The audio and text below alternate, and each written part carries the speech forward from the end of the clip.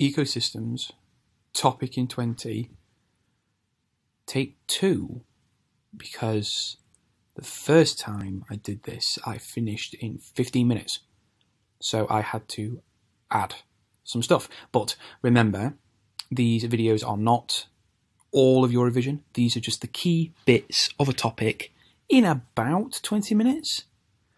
So we'll have a little look. Paper 1, Ecosystems. Here we go. Slapton Lee is your UK small-scale ecosystem. It's actually one of the largest ponds on the south coast, apparently. Just being aware of this as your named example is useful. As you can see, it is separated from the sea by a shingle beach, which is called Slapton Sands, but the pond itself is completely freshwater and home to predator fish such as pike, which are at the top of the food chain. So yeah, there you go. Now, you need to be confident in not just rainforests and the hot desert, but also just the general workings of an ecosystem. For example, food webs and food chains. So a food web shows all of the interconnections in a certain ecosystem.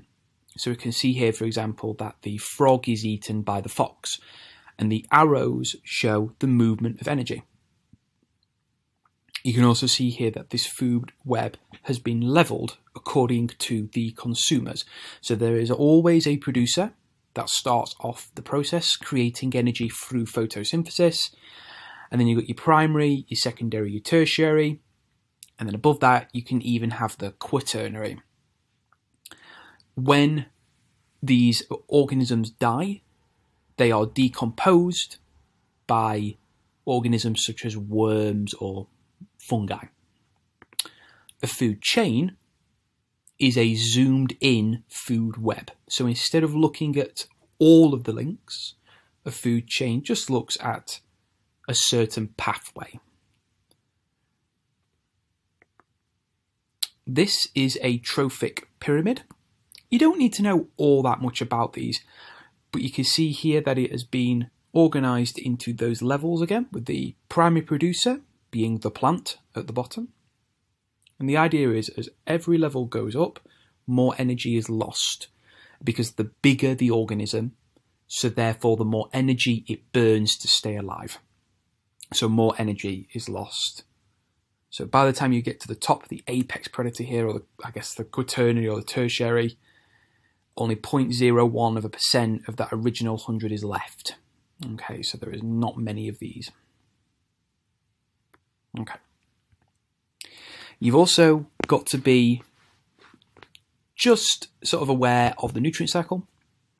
Each of these 3 circles are known as stores because they store nutrients.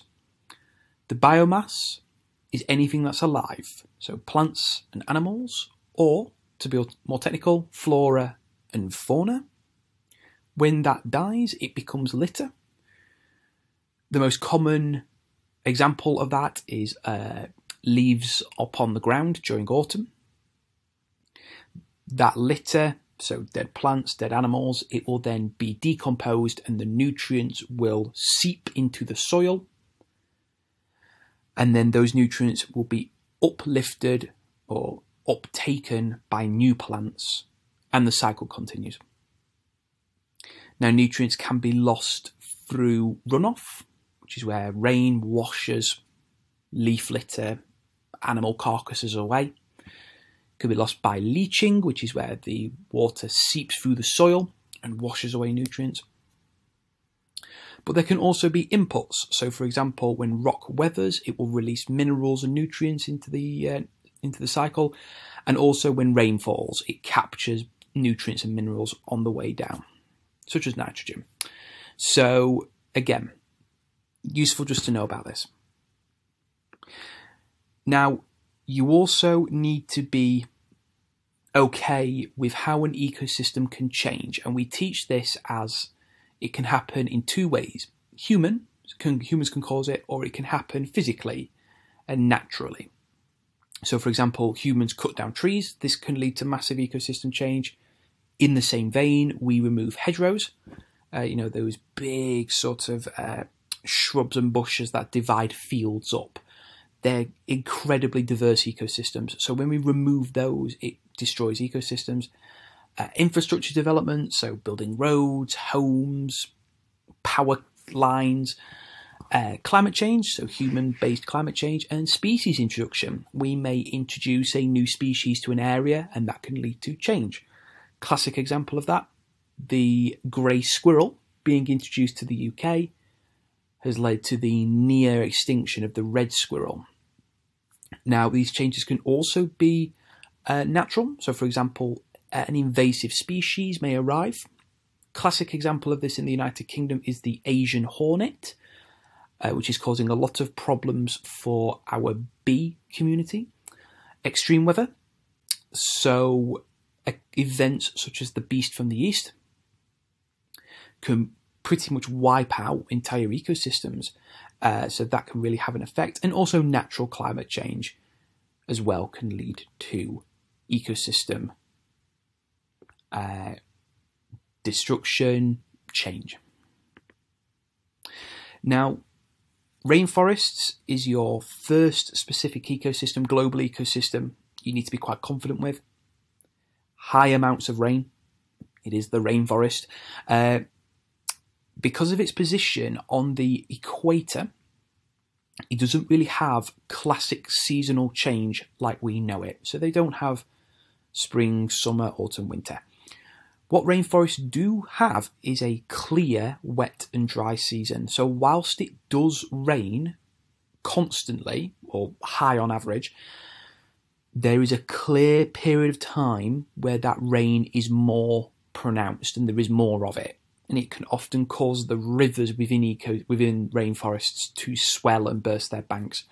The Amazon, for example, is incredibly difficult to travel when the river is in flood, because it floods thousands of miles worth of land. Really high temperatures, and the range is very, very low. So those temperature averages are very stable, usually in the high 20s. So obviously with that high rain, high temperature, you've got that perfect combination of abiotic factors leading to huge biodiversity within the biotic and within the biomass of the rainforest. Whilst it looks crazy, there is a clear structure to the rainforest. There are clear layers. The forest floor, the understory, or that is sometimes called the shrub layer, the canopy, which forms that green roof that you often see, and then the trees that pop out of the top, the oldest trees, the emergent trees. The technical word for the layers of the rainforest is stratification. Stratification basically just means layers. If you were to say in an exam answer, the rainforest is stratified into layers, that is high level AO1. So just something there to boost up your technical knowledge. Nutrient cycle for the rainforest, as you can imagine, huge biomass store. Litter, usually a little bit smaller. The soil store here, very small. The high amount of rain leads to high amounts of runoff, which washes a lot of litter away, hence why the store is small here. And high amounts of rainfall leads to high amounts of leaching within the soil. So the soil itself is leached away, so the nutrients are sort of washed away within the soil. What that actually leads to is very infertile soils, and this is that contrast. You would think, with it being a rainforest, the soils are incredibly fertile, but they're not. They're rich in iron and a chemical called latosol, It makes the soil really about a metre or so down, even less. It makes it almost quite sandy, very difficult to grow in. As you can see here on this picture, there is a lack of infiltration.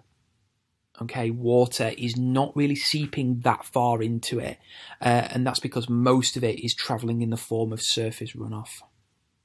But remember, you do get leaching. Okay, so the water that does move into the soil, it washes away any nutrients that it comes across, making the soil really difficult to grow in.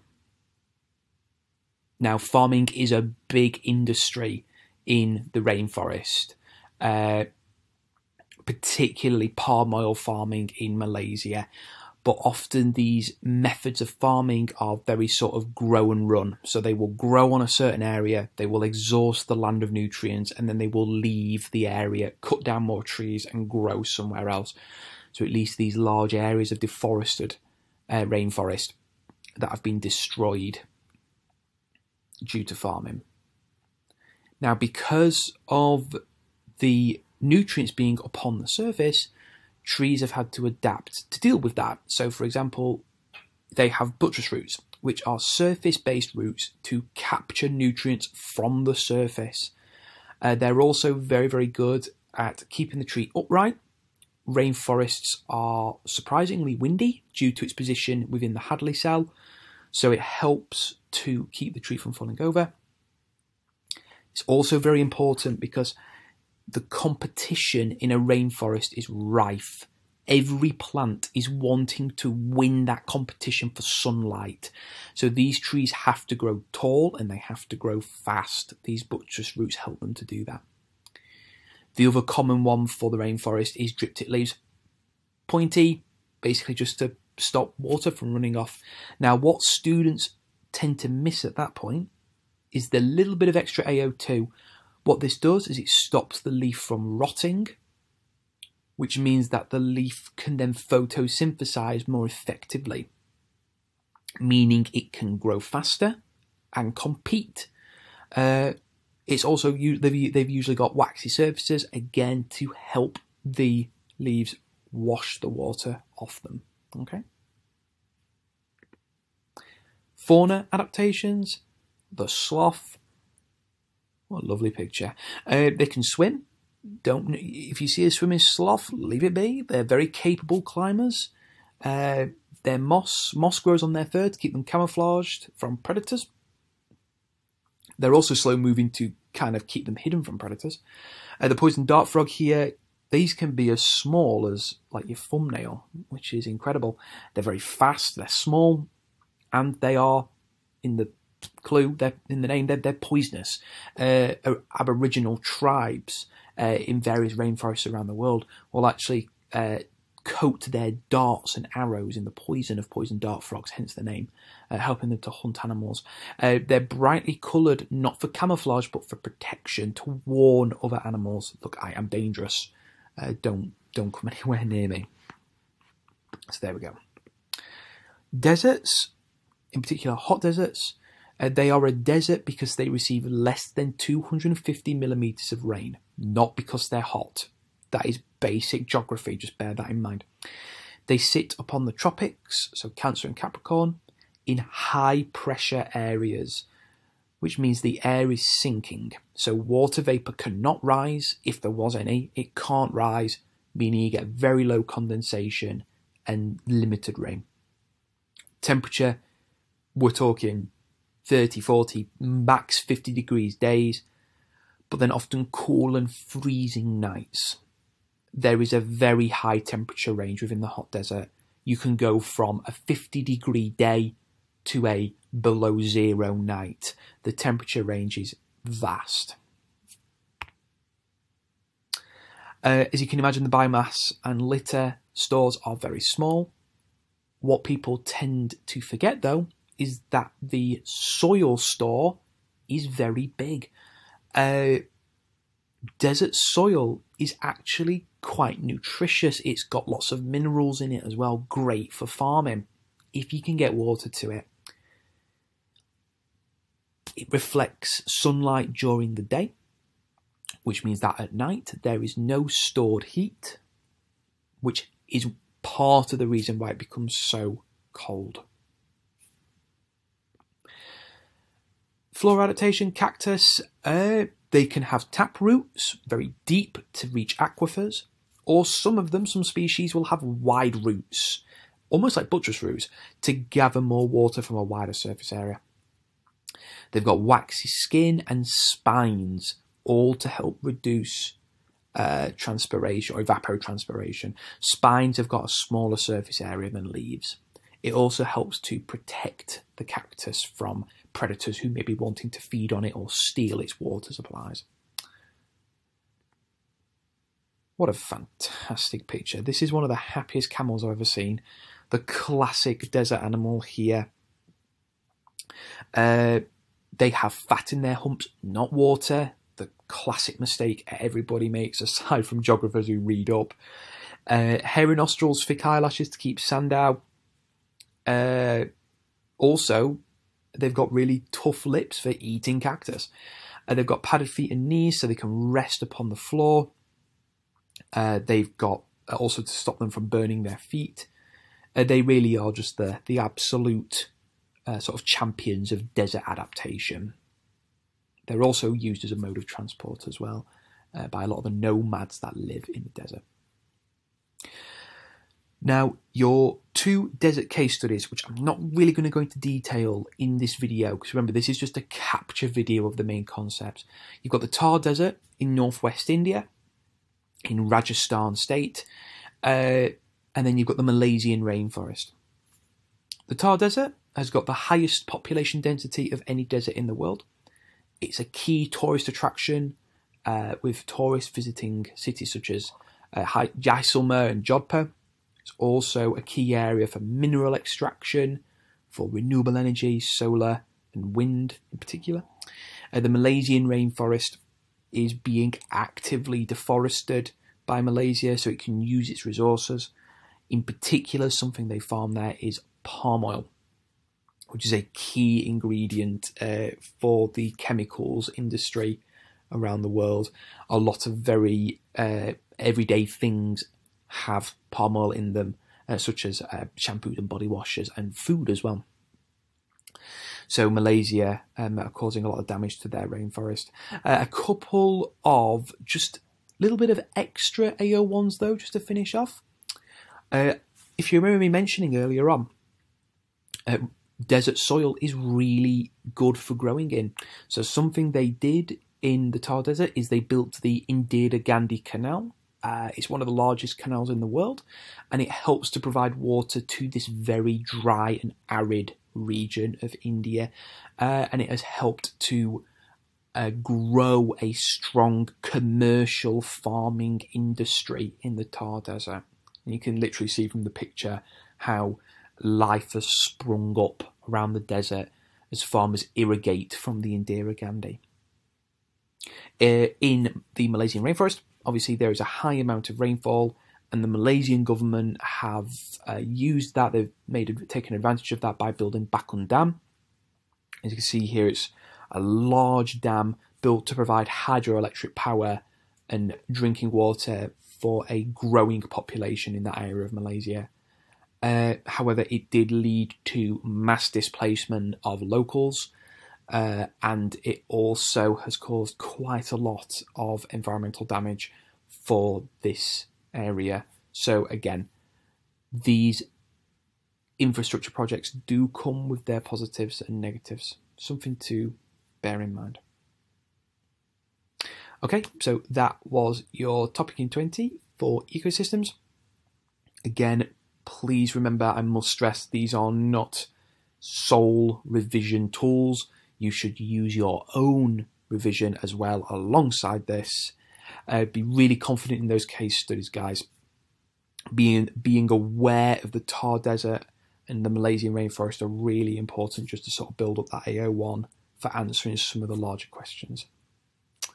Thank you so much for watching. I really hope this was useful, and I'll see you all soon. Take care.